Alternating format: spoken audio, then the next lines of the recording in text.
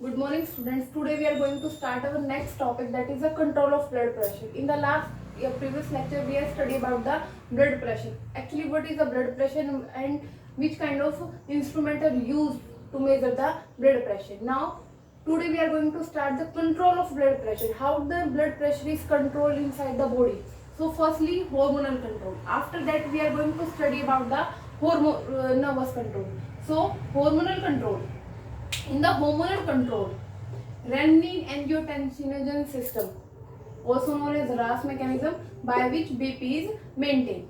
So, in the kidney, renin-angiotensin system is maintained to maintain the blood pressure when the blood pressure in the kidneys fall down. Kidney के अंदर जब blood pressure क्या हो जाएगा, fall हो जाएगा, तो उस टाइम पे क्या होता है कि जो ये रेनिन एंजियोटेंसिन मैकेनिज्म होता है, ये वर्क में आता है. हमारी किडनी में क्या होती है, किडनी के अंदर स्पेशल टाइप की सेल्स प्रेजेंट होती है, that are known as juxtamedullary cells, juxtaglomerular cells. ठीक है, ये जो सेल्स होती हैं जक्स्टाग्लोमेरुलर सेल्स किसमें प्रेजेंट होती हैं, इन बोमेन्स कैप्सूल.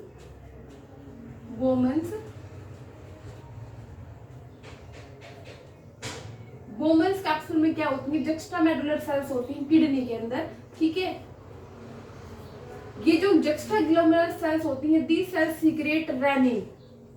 रेनिन क्या होता है, एक एंजाइम है ये रेनिन, जो कि जक्स्टाग्लोमेरुलर सेल्स जो किडनी के वो सीक्रेट करती हैं. दिस रेनिन एक्टिवेट, ये रेनिन क्या करता है, रेनिन सबस्ट्रेट को एक्टिवेट कर देता है, यानी कि angiotensin 1.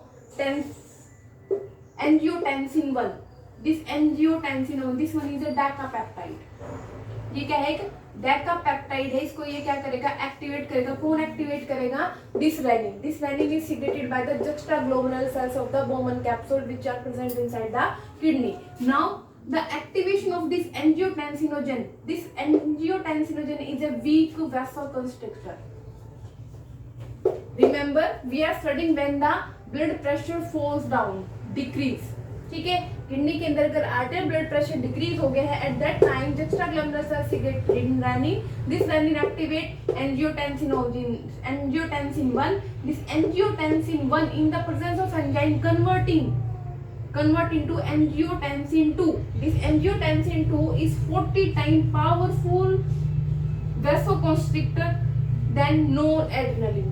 As also you know, noradrenaline क्या करता है कि सिचुएशन को नॉर्मल कर देता है. हार्ट बीट बढ़ी हुई है तो उसको क्या कर देता है, दोबारा से नॉर्मल कर देता है. तो ऐसे ही यहाँ पे बीपी बढ़ा क्या हुआ है, डाउन हो गया है, तो उसको नॉर्मल बैक पोजीशन में लेके आना है. तो वहां पे क्या होगा, एंजियोटेंसिन 2 है, ये क्या करेगा, एक वीक वैसोकॉन्स्ट्रिक्टर है, कॉन्स्ट्रिक्ट कर देगा, डायमीटर को डिक्रीज कर देगा. ठीक है, और उसकी वजह से क्या हो जाएगा, आर्टेरियल प्रेशर जो है वो नॉर्मल आ जाएगा. और ये सिस्टम होता है. ठीक है, तो ये क्या है, एक हार्मोनल सिस्टम है जिसमें क्या हेल्प करता है, दिस रेनिन. ये जो रेनिन एंजाइम होता है ये हेल्प करता है किसमें, शॉर्ट टर्म, थोड़े ही टाइम के लिए स्टोर कर लेता है बॉडी के अंदर रेगुलेशन को, बीपी के. ठीक है, सेकेंड केस में क्या करता है, दिस एंजियोटेंसिन 2. दिस एंजियोटेंसिन 2 ये एक्टिवेट करता है एड्रिनल कोर्टेक्स को. एड्रिनल कोर्टेक्स को बोलते हैं कि आप हार्मोन बनाओ ADH, एल्डोस्टेरोन.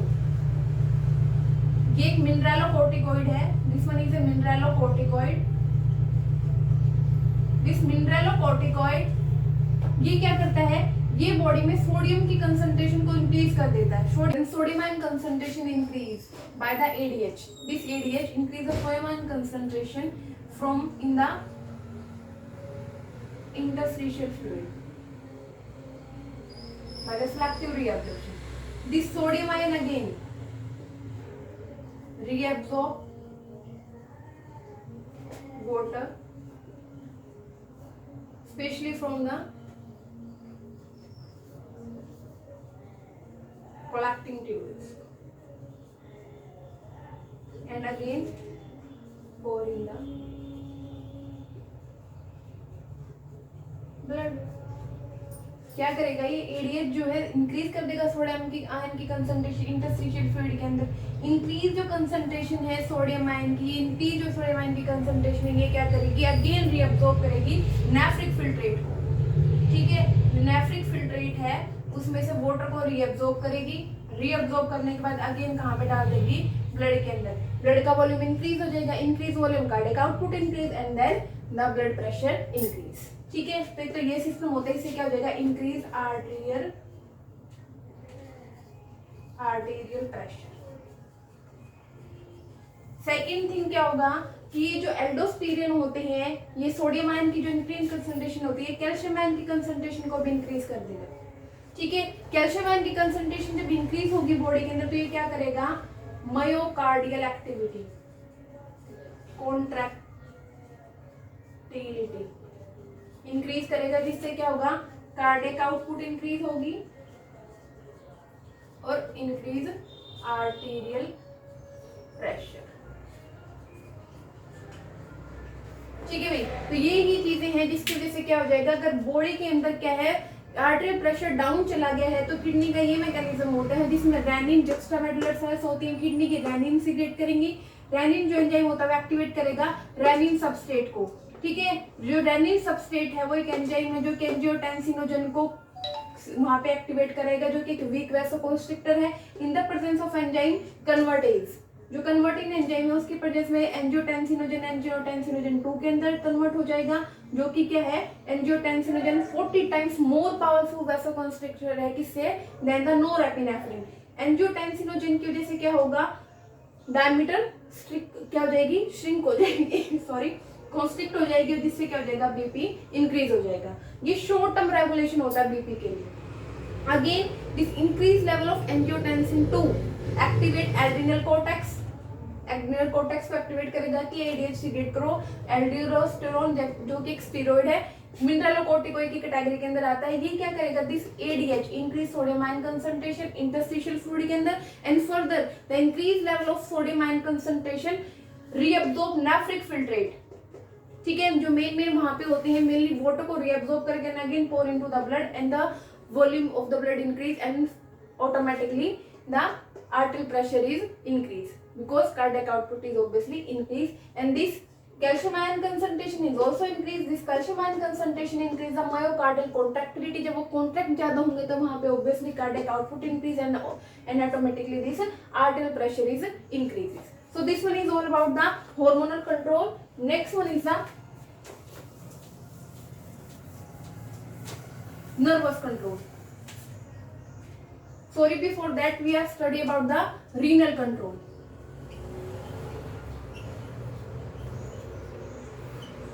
रीनल कंट्रोल में क्या होता है कि यहाँ पे भी क्या होते हैं कि बॉडी की एक एक्टिविटी होती है जिसमें किडनीज का मेन रोल होता है कि वो लॉन्ग टर्म क्या कर लेती है, मैनेज कर लेती है, लॉन्ग टर्म रेगुलेशन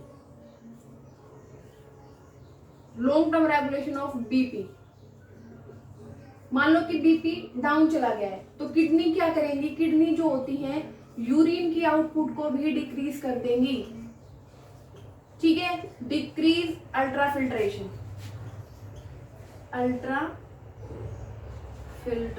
रेट। ठीक है, more and more volume water diffuse in the blood volume increase, blood की volume increase, cardiac output increase,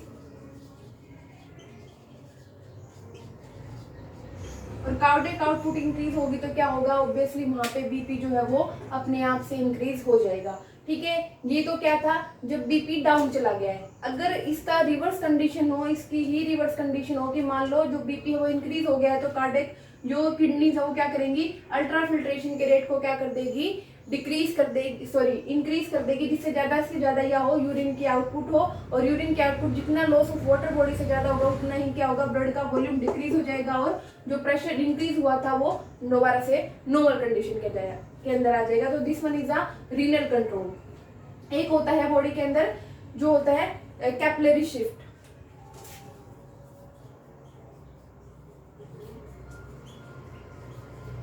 capillary shift में क्या होता है कि मान लो केस 1 में क्या है कि बॉडी के अंदर बीपी इंक्रीज हो गया है।